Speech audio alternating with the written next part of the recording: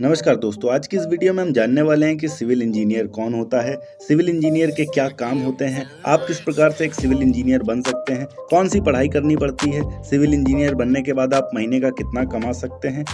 ऐसी ही बहुत सारी चीज़ें, तो इस वीडियो को अंत तक ज़रूर देखिएगा। आसान भाषा में अगर हम बात करें सिविल इंजीनियर कौन होता है, तो सिविल इंजीनियर एक ऐसा व्यक्ति होता है जो कि भवन, घर, पुल, सड़क, बांध, तालाब, नहर, रेलवे स्टेशन, हवाई अड्डे, फ्लाईओवर जैसी चीज़ों का निर्माण करता है, उनकी रूपरेखा रखता है और वो बताता है कि एस्टिमेटेड इसमें लगभग कितना खर्चा आ जाएगा। तो ये सारे काम होते हैं एक सिविल इंजीनियर के, और बिना सिविल इंजीनियर का कोई भी काम नहीं है, ऐसी कोई भी बिल्डिंग नहीं है जो कि बनती है।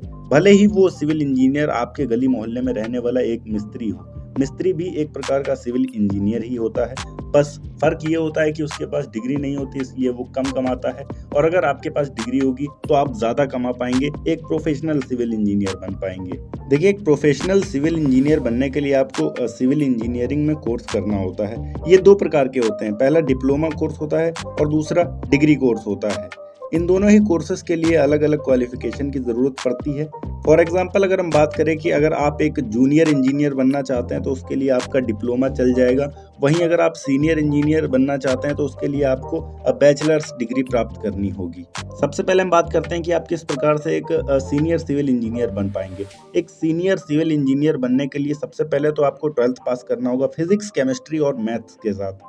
ध्यान रहे कि इसमें आपके 60% मार्क्स कम से कम होने चाहिए, तभी आप सिविल इंजीनियर बनने के लिए एंट्रेंस एग्जाम्स को दे पाएंगे। बीटेक एंट्रेंस एग्जाम के लिए ऑल इंडिया लेवल पर आईआईटी और AIEEE जैसे कई सारे एग्जाम्स मिल जाएंगे, जिनका फॉर्म भर के आप बीटेक में एडमिशन ले सकते हैं। इन एंट्रेंस एग्जाम को पास करने के बाद आपको एडमिशन तो मिल जाता है आसानी से, पर ध्यान रहे कि अगर आप बेस्ट कॉलेज चाहते हैं अपने एडमिशन के लिए तो उसके लिए आपको पढ़ाई भी दिल लगाकर करनी पड़ेगी, काफी ज्यादा मेहनत से करनी पड़ेगी। उसके बाद आपको एक बेस्ट कॉलेज मिल पाएगा, जिसके बाद आपको सिविल इंजीनियरिंग से बीटेक करना होगा। और बीटेक 4 साल का कोर्स होता है 12th के बाद, और इस 4 साल के डिग्री कोर्स को करने के बाद आपको कुछ समय के लिए इंटर्नशिप भी करना पड़ेगा, जिसके बाद आप एक इंजीनियर बन पाएंगे। और यदि आप जूनियर सिविल इंजीनियर बनना चाहते हैं तो केवल 10वीं के बाद आप अप्लाई कर सकते हैं आसानी से। जूनियर सिविल इंजीनियर बनने के लिए कम से कम कक्षा 10वीं आपको अच्छे अंकों में उत्तीर्ण करना होगा। उसके बाद पॉलिटेक्निक परीक्षा के लिए आवेदन करना होगा।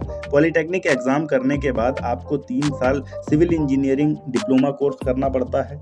3 साल का डिप्लोमा कोर्स पूरा करने के बाद आप जूनियर सिविल इंजीनियर बन जाते हैं। इसके बाद आप सरकारी और गैर सरकारी कंपनी में जूनियर सिविल इंजीनियर के तौर पर काम भी कर सकते हैं। यदि एक जूनियर सिविल इंजीनियर के तनख्वाह की बात करें हम, तो जूनियर सिविल इंजीनियर की तनख्वाह 15 से 20 हज़ार रुपए तक हो सकती है। वहीं अगर आप सीनियर सिविल इंजीनियर बनते हैं तो आपकी ये तनख्वाह 30 से 35 हज़ार रुपए तक होती है, जो कि समय के साथ धीरे धीरे इंक्रीज होती रहती है, और जैसा आपका पद होगा वैसी आपकी तनख्वाह होगी।